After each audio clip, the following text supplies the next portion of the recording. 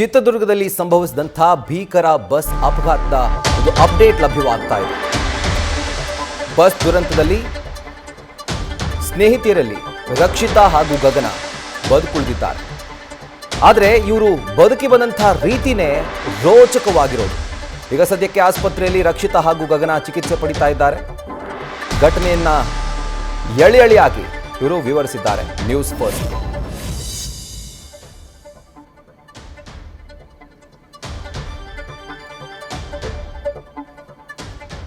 ಈಗ ನಮ್ಮ ಜೊತೆ ಮಾತನಾಡೋದಕ್ಕೆ ಆ ಒಂದು ದೊಡ್ಡ ದುರಂತದಿಂದ ಪಾರಾಗಿ ಬಂದಂಥ ಗಗನ ಅವರಿದ್ದಾರೆ. ಗಗನ ಅವರೇ ನಮಸ್ಕಾರ.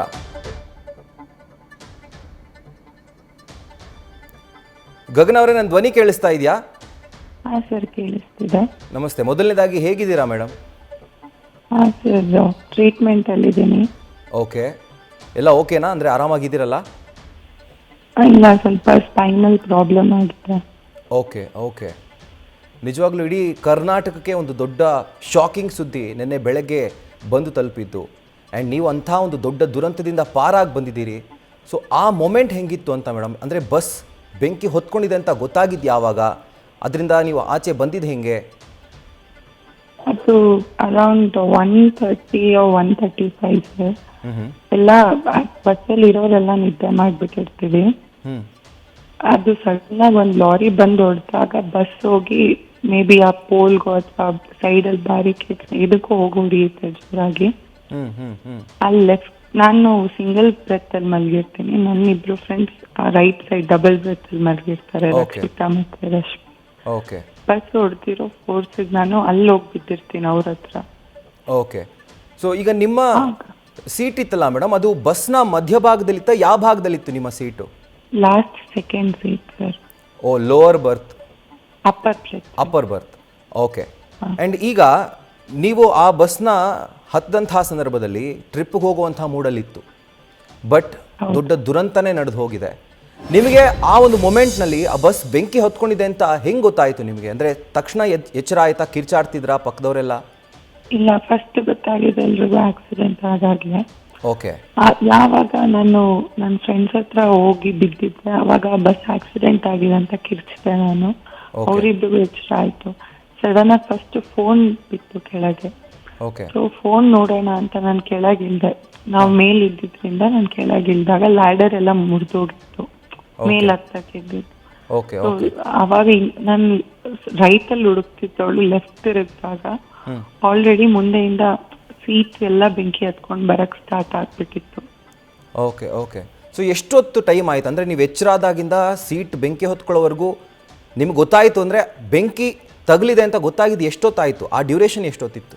ಮೇ ಬಿ ಒಂದು 5 minutes ಅಲ್ಲಿ ಬೆಂಕಿ ಹತ್ಬಿಟ್ಟಿತ್ತು ಸರ್ ಮುಂದೆಗಡೆ ಎಲ್ಲ. Okay okay. ಆಮೇಲೆ ಅದು ಸ್ಮೋಕು ಬರಕ್ ಸ್ಟಾರ್ಟ್ ಆಯ್ತು. ನಾನು ಕಿರಿಚಿದೆ, ಬೆಂಕಿ ಹತ್ತಿದೆ, ಜಂಪ್ ಮಾಡ್ಬಿಡೋಣ ಅಂತ. ನಾನು ಅದು ನೋಡಿದ ತಕ್ಷಣನೇ ಆಲ್ರೆಡಿ ಅದು ವಿಂಡೋಸ್ ಕೂಡ ಬಸ್ ಆಕ್ಚುಲಿ ಬಸ್ಸೇ ಚೆನ್ನಾಗಿರ್ಲಿಲ್ಲ, ತುಂಬಾ ಹಳೆ ಬಸ್. ಒಂದು ಲಗೇಜ್ ಸ್ಪೇಷಿಯಸ್ ಕೂಡ ಇರ್ಲಿಲ್ಲ.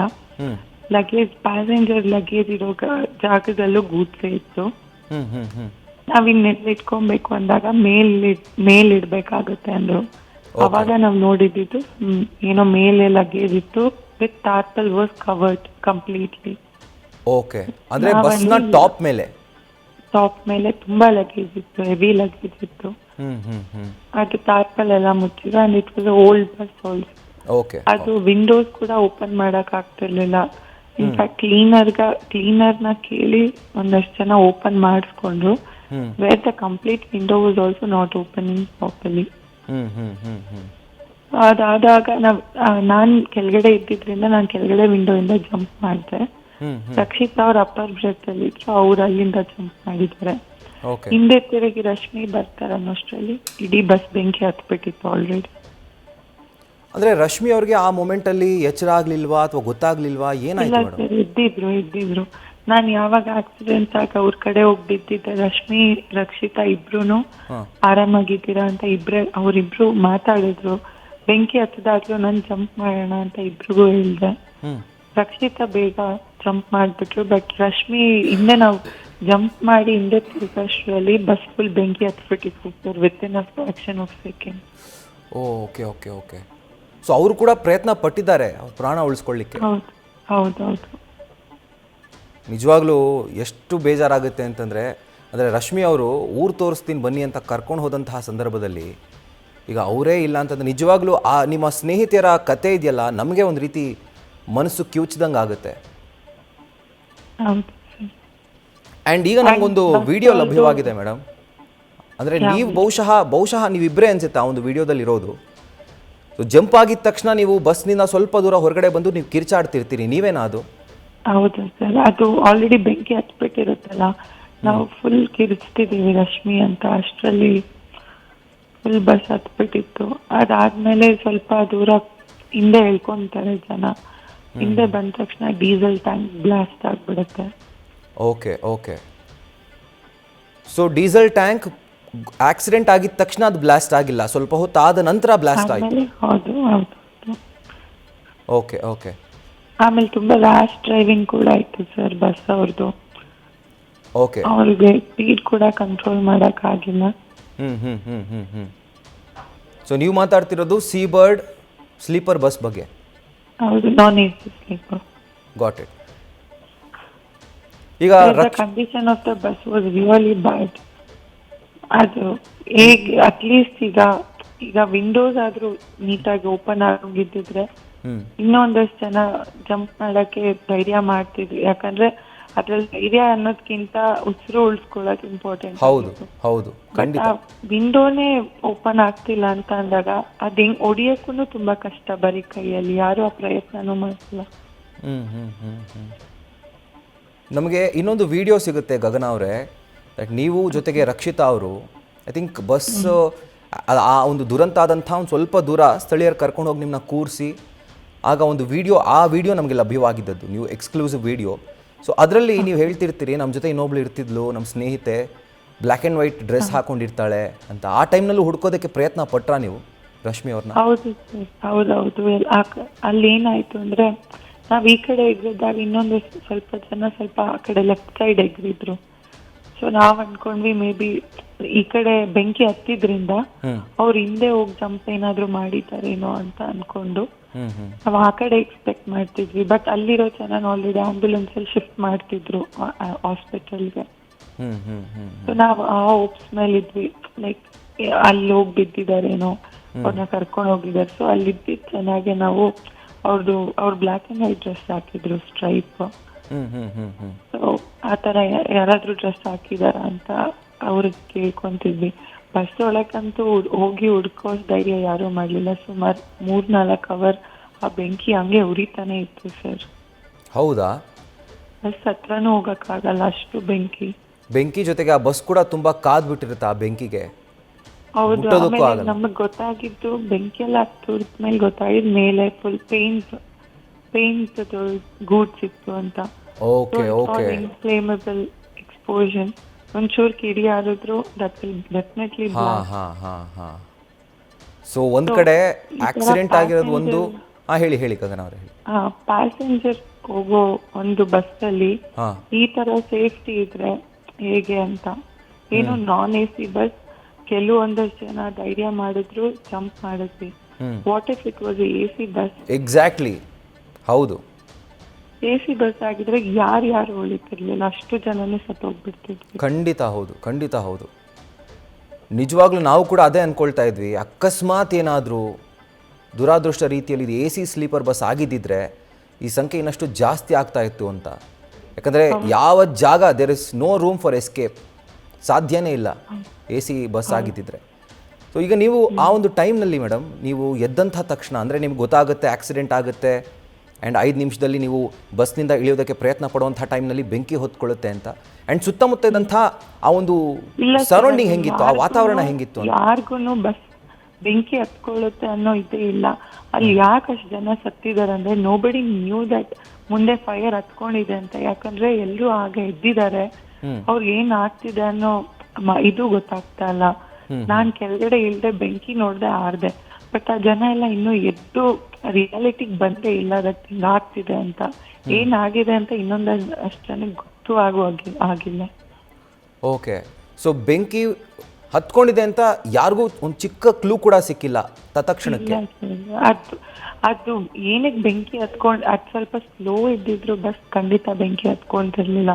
ಇವನು ಸ್ಪೀಡ್ ಆಗಿದ್ದಕ್ಕೆ ಆ ಲಾರಿ ಅವ್ರು ಬಂದು ಗುದ್ದಿರೋದ್ಕು ಅದು ಡೀಸೆಲ್ ಟ್ಯಾಂಕ್ ಬಂದು ಗುದ್ದಿದ್ಕೆ ಬೇಗ ಇದಾಗೋಯ್ತು.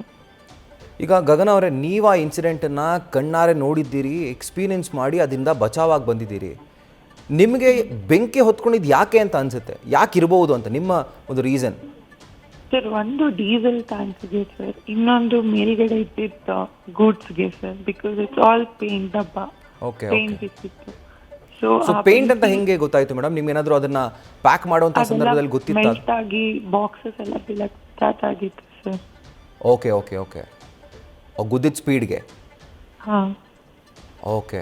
ಸೊ ಇಲ್ಲಿ ನಾವಿಷ್ಟು ದಿನ ಅಂದರೆ ಇಷ್ಟೊತ್ತು ಅಂದ್ಕೊಂಡಿದ್ದದ್ದು ಗುದ್ದಿದ ರಭಸಕ್ಕೆ ಡೀಸೆಲ್ ಟ್ಯಾಂಕ್ ಬ್ಲಾಸ್ಟ್ ಆಯಿತು, ಬೆಂಕಿ ಹೊತ್ಕೊಳ್ತು ಅಂತ, and complete blame container lorry ಡ್ರೈವರ್ದೇ ಅಂತ ಆಗಿತ್ತು. ಬಟ್ ಈಗ ನೀವು ಹೇಳಿದ ಮೇಲೆ ಒಂದು ಹೊಸ ವರ್ಷನ್ ಸಿಗ್ತಾ ಇದೆ ದಟ್ ಪೇಂಟ್ ಡಬ್ಬಗಳು ಬಸ್ ಮೇಲೆ ಇದ್ದಿದ್ದರಿಂದ ಆ ಬೆಂಕಿನಷ್ಟು ತೀವ್ರತೆನ ಪಡ್ಕೊಳ್ತು ಅಂತ. ಹೌದು ಹೌದು ಸರ್. ಸೊ ರಕ್ಷಿತಾ ಅವ್ರು ಹೆಂಗಿದ್ದಾರೆ ಈಗ ಸದ್ಯಕ್ಕೆ? ಹಾಂ sir, she is also recovering. ಅವರು ರಸ್ತೆಯಲ್ಲಿದ್ದಾರೆ. ಬಿಕಾಸ್ ನಾವು ಆ ಇನ್ಸಿಡೆಂಟ್ ಆಗಿದ್ದು ಅಷ್ಟೇ ನೆನಪು, ಬಟ್ ನಾವು ಹೇಗೆ ಜಂಪ್ ಮಾಡಿದ್ವಿ ನಮ್ಗದು ಇನ್ನೂ ನಮಗೆ ಗೊತ್ತಿಲ್ಲ. ನಾವು ಹೇಗೆ ಜಂಪ್ ಮಾಡಿದ್ವಿ, ನಮಗೆ ಫಸ್ಟ್ ತಲೆಗೆ ಬಂದಿದ್ದು ನಾವು ಬದುಕಬೇಕು ಅಂತ ಅಷ್ಟೇ. ಈಗ ನಾವು ಅಲ್ಲೇ ಇದ್ದು ಬೇರೆಯವ್ರನ್ನೂ ಹೇಳ್ಕೊಂಡು ಹೋಗೋಷ್ಟು ಟೈಮ್ ಅಂತೂ ನಮಗಿರ್ಲಿಲ್ಲ. ಇಲ್ಲ, ಅಫ್ಕೋರ್ಸ್ ಇರಲಿಲ್ಲ, ಟೈಮ್ ಇರಲಿಲ್ಲ, ಆ್ಯಂಡ್ ಆ ಶಕ್ತಿ ಕೂಡ ಇರಲಿಲ್ಲ ಯಾರಿಗೂ. ಹೌದು. ಬಟ್ ನಮಗೂ ಒಂದು ರೀತಿ ದೊಡ್ಡ ಶಾಕ್ ಮೇಡಮ್. ಬೆಳಗ್ಗೆ ಕಂಡುಬಿಟ್ಟಂಥ ಕರ್ನಾಟಕಕ್ಕೆ ಇಂಥ ಒಂದು ಸುದ್ದಿ ಬರಸಿಡಿಲ್ ಥರ ಬಂದು ಬಡ್ದಿದ್ದು. ಇನ್ನೂ ಯಾರೂ ಕೂಡ ರಿಕವರ್ ಆಗಲಿಲ್ಲ. ಯಾಕಂದರೆ ಒಬ್ಬೊಬ್ರದ್ದು ಒಂದೊಂದು ಕಥೆ ಇದೆ. ರಶ್ಮಿ ಅವ್ರದ್ದು ಒಂಥರ ಕತೆ, ಒಂದು ಕಡೆ ಮಾನಸ ಅವ್ರದ್ದು ಒಂಥರ ಕತೆ, ಬಿಂದು ಅವ್ರದ್ದು ಒಂಥರ ಕತೆ. ಆ್ಯಂಡ್ ನೋಡಿ ಈ ಮೃತಪಟ್ಟ ಹೇಳಿ ಹೇಳಿ ಬಸ್ಸಲ್ಲಿ ಇದ್ದವರೆಲ್ಲ going for a trip only. ಎಲ್ಲ ಗ್ರೂಪ್ ಆಫ್ ಫ್ರೆಂಡ್ಸ್ ಇದ್ದಿತ್ತು. Everybody were so excited about that own trips. ಹೌದು ಹೌದು, ವೆಕೇಶನ್ ಸೀಸನ್. ಹೇಳಿ ಹೇಳಿ. Very careless sir, and even the bus was very old bus sir. I guess ಈಗ ಇದು peak season ಆಗಿರೋದ್ರಿಂದ bookings ಜಾಸ್ತಿ ಇರೋದ್ರಿಂದ ಅವರು ಬಸ್ಸು ಹೇಗಿದೆ ಚೆಕಿಂಗ್ ಏನೋ ನೋಡ್ತಾರೋ ಇಲ್ವೋ, I don't know. They just take bookings. ನಾವು ಇನ್ಫ್ಯಾಕ್ಟ್ ಬಸ್ ಹತ್ತಿದ ತಕ್ಷಣ we were not it all happy because ಆ ಬಸ್ ಕಂಡೀಷನ್ ಹಂಗಿತ್ತು. ನಾವು ಹಂಗೂ we thought of not sleeping at all. ಇಲ್ಲಿ ಹೆಂಗ್ ಮಲ್ಗಕ್ಕಾಗುತ್ತೆ ಈ ತರ ಇದ್ರೆ ಅಂತಾನು ನಾವು 3 ಜನ ಅನ್ಕೊಂಡ್ವಿ. ಬಟ್ ದೆನ್ ಆಬ್ವಿಯಸ್ಲಿ ನೈಟ್ ಅಂದ್ಮೇಲೆ ನಿದ್ದೆ ಬಂದೇ ಬರುತ್ತೆ ಅಂತ ಮಲಗ್ಬಿಟ್ವಿ. ನಾವ್ ಮಲಗಿದ ಮೇಲೆ ಈ ತರ ಆಗಿತ್ತು. It was really shocking. ಅದನ್ನು ರಶ್ಮಿ ಅವ್ರ ಅಪ್ಪ ಅಮ್ಮ ಹೇಗಿದ್ದಾರೆ ಏನು, ನಾವ್ ಅವ್ರು ಕಾಂಟ್ಯಾಕ್ಟ್ ಮಾಡಕ್ಕೂ ಆಗ್ಲಿಲ್ಲ. ಫೋನ್ ಎಲ್ಲ ಅಲ್ಲೇ ಬಿಟ್ಟು ಓಡಿದ್ವಿ.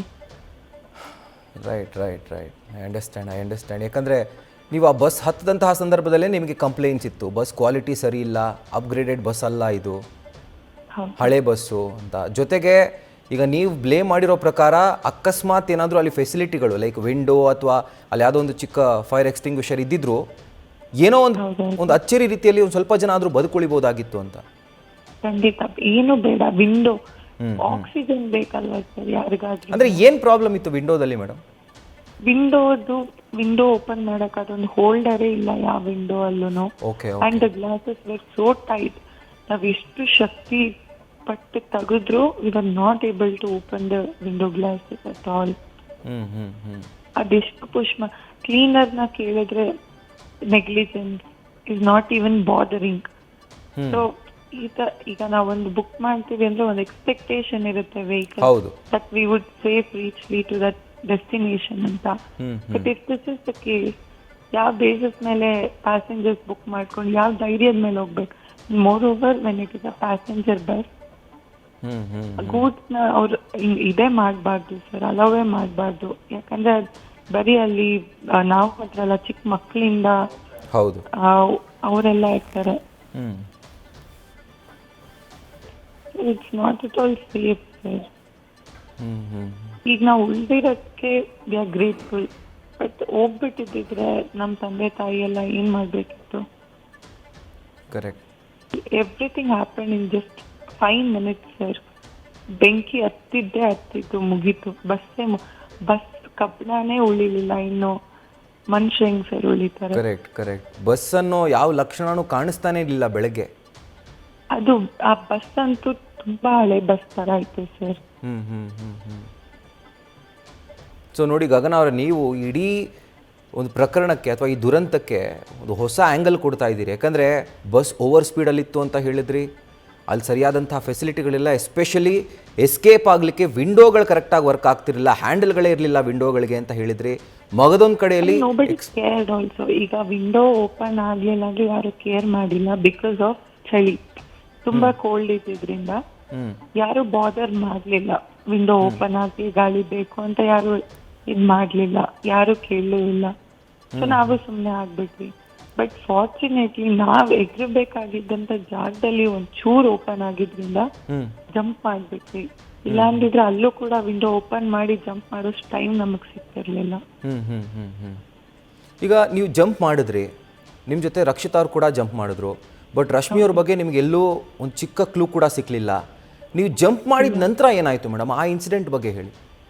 ನಾನ್ ಜಂಪ್ ಮಾಡಿದ್ ಹಿಂದೆನೆ ರಕ್ಷಿತಾ ಬಿದ್ರು ಸರ್. ಓಕೆ. ನಾವಿಬ್ರು ಈಗ ನಾನ್ ಹೆಂಗ್ ರಕ್ಷಿತಾ ಬಂದ್ರು ಅಂತ ಅನ್ಕೊಂಡೆ, ಈಗ ನೆಕ್ಸ್ಟ್ ರಶ್ಮಿ ಬೀಳ್ತಾರೆ ಅಂತ ನಾವ್ ಹಿಂದೆ ತಿರುಗಿ ನೋಡಿದ್ರೆ ಬಸ್ಸೇ ಬೆಂಕಿ ಹತ್ಕೊಂಡ್ಬಿಡ್ತು. ನಾವ್ ಹೆಂಗ್ ಜಂಪ್ ಮಾಡಕ್ಕಾದ್ರೂ ಸಾಧ್ಯ? ಅಂದ್ರೆ ಅವ್ರಿಗೆ ಏನಕ್ಕೆ ಜಂಪ್ ಮಾಡೋದಕ್ಕೆ ಏನಕ್ಕೆ ಆಗ್ಲಿಲ್ಲ ಅಂತ ರಶ್ಮಿ ಅವ್ರಿಗೆ ಗೊತ್ತಿಲ್ಲ ಸರ್. ರಕ್ಷಿತಾ ಬಿದ್ದಿದ ತಕ್ಷಣನೇ ಬೆಂಕಿ ಹತ್ಕೊಂಡ್ಬಿಡ್ತು, ಅವ್ರಿಗೆ ಆ ಚಾನ್ಸ್ ಸಿಕ್ಲಿಲ್ಲ ಜಂಪ್ ಮಾಡಕ್ಕೆ. ಓಕೆ, ಅಂದ್ರೆ ಕಂಪ್ಲೀಟ್ ಆಗಿ ಒಂದು ಬ್ಲಾಸ್ಟ್ ತರ ಆಗಿ ಇಡೀ ಬಸ್ ಹತ್ಕೊಂಡ್ಬಿಡ್ತು. ಹೌದು, ಇಡೀ ಬಸ್ ಹತ್ಕೊಂಡು. And there were other peoples also. ನಾನ್ ಕೇಳಿದ್ದು ಕೋ ಪ್ಯಾಸೆಂಜರ್, ಅವರು ಶತಾಬ್ದಿ ಬುಕ್ ಮಾಡಿದ್ದಾರೆ, ಟ್ರೈನ್ ಮಿಸ್ ಆಯ್ತು ಅಂತ the departed Seabird bus. So ಅವ್ರ ಬ್ಯಾಡ್ ಲಕ್ ನೋಡಿ ಹೇಗಾಗಿದೆ. ಹೌದು. ಗಗನ ಅವರೇ, ಐ ಥಿಂಕ್ ಇನ್ನಷ್ಟು ನಿಮ್ಮ ಹತ್ರ ಮಾತಾಡಿಸ್ಬೇಕು. ಯಾಕಂದರೆ ಒಂದು ಆ ದುರಂತವನ್ನು ಕಣ್ಣಾರೆ ಕಂಡಂಥ ಪ್ರತ್ಯಕ್ಷದರ್ಶಿ, ಜೊತೆಗೆ ಅದನ್ನು ಪಾರಾಗಿ ಬಂದಂಥ ಐ ಥಿಂಕ್ ಪವಾಡ ಸದೃಶ ರೀತಿಯಲ್ಲಿ ಬದುಕುಳಿದಂಥವ್ರು ಅಂದರೆ ನೀವು ಕೂಡ ಒಬ್ಬರು ಅದರಲ್ಲಿ. ಸೊ ನಿಮ್ಮ ಹತ್ರ ಇನ್ನಷ್ಟು ಮಾತಾಡೋದಿದೆ. ಅದಕ್ಕಿಂತ ಮುಂಚೆ ಒಂದು ಚಿಕ್ಕ ಬ್ರೇಕನ್ನು ತಗೊಂಡು ವಾಪಸ್ ಬರ್ತೀನಿ. Please stay on the line madam.